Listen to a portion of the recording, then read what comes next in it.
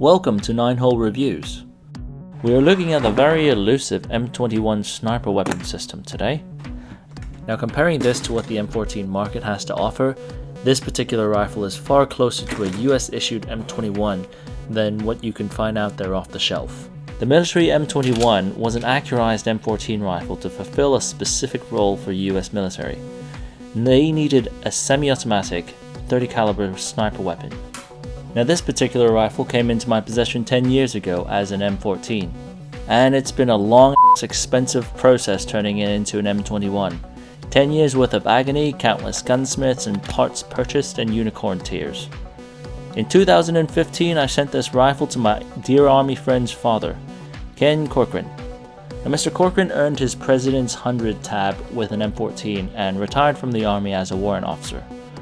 He was on the M21 program and converted and serviced countless Army marksmanship units and rifles. After he left the Army, he was a contractor for Army units to convert their M14s to M21 rifles to go over to the Badlands to fight bad guys.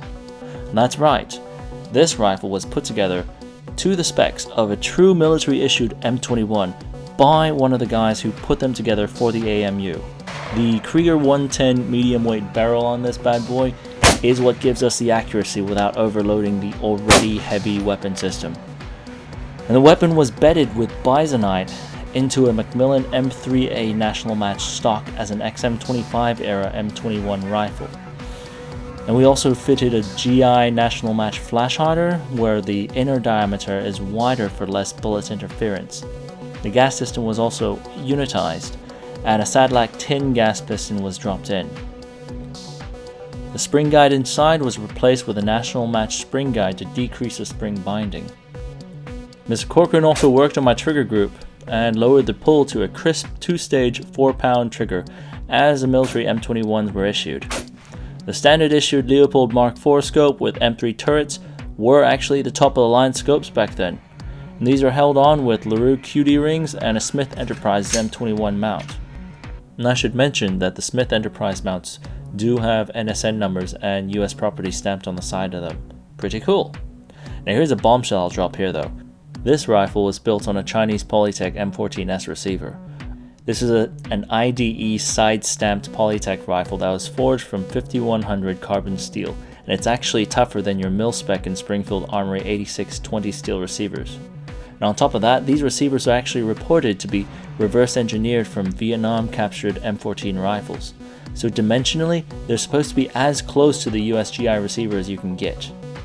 The problem with some of these Chinese rifles were the bolts. Some of them weren't properly heat treated. That's why I had to get a gunsmith to replace mine with a genuine US GI bolt. Alright, let's get on with it. Today we're shooting this with 168 grain IMI Razor Core match 308. And they say that these are optimized for semi-automatic weapon systems.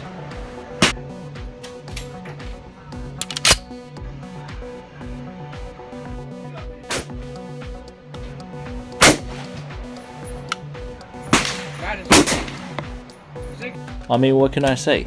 You get a gentle shooting rifle with really fast follow-up shots. The Macmillan stock's pretty sweet too.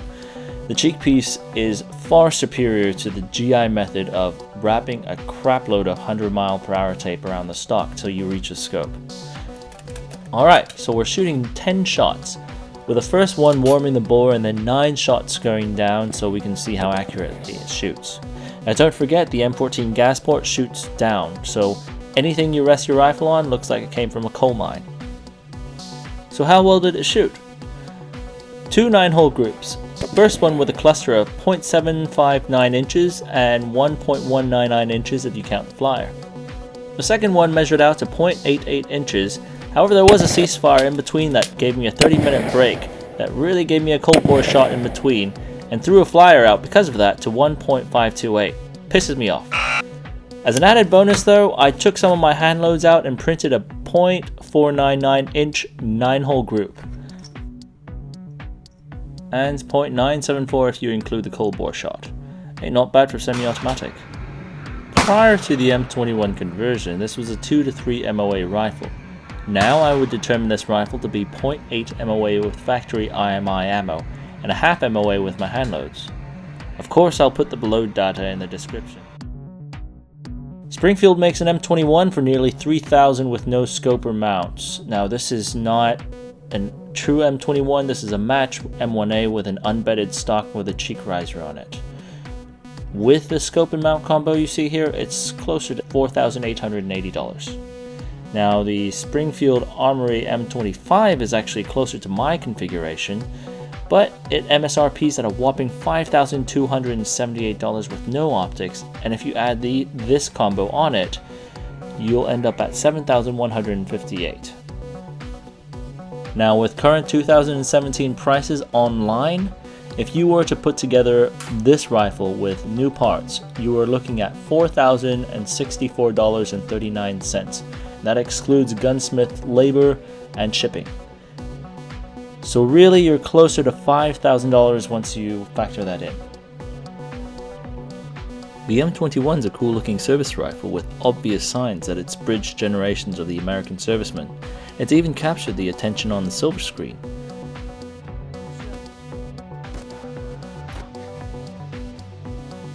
But if you search the web, you'll likely come up with the same few images and hardly any videos of the rifle in military service.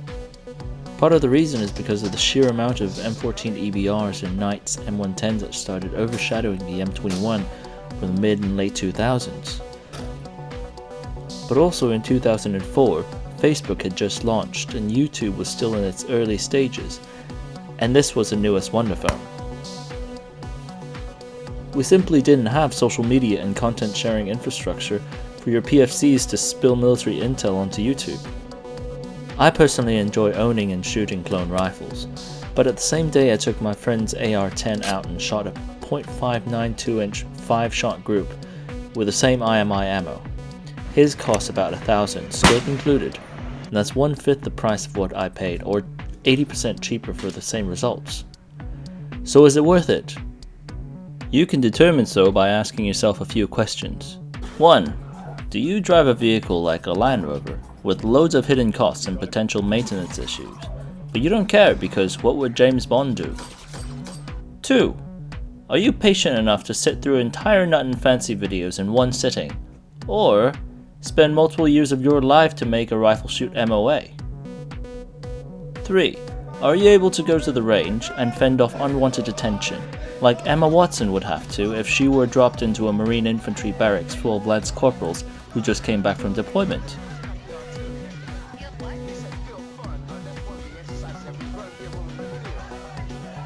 If your answer is yes to all these questions, then this is your rifle.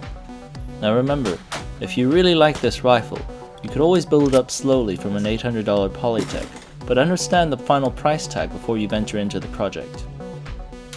If you would like to get in touch with Mr. Corcoran for a genuine M21 conversion, I'd be happy to facilitate. Send me an email at 9holereviews@gmail.com. Thanks for watching, and we'll see you next time.